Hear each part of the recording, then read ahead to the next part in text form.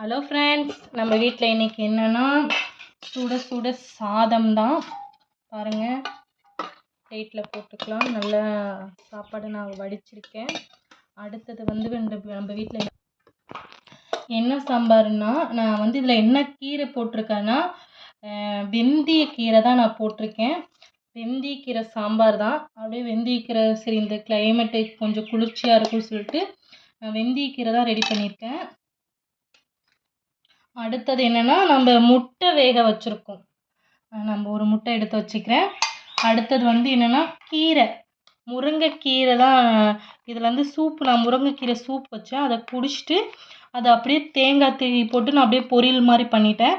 சரி, சாப்பாட்டுக்கு நம்ம சாப்பிட்டுக்கலாமே அப்படின்றதுக்காக நான் இப்போ அதையும் எடுத்து வச்சிட்டேன்.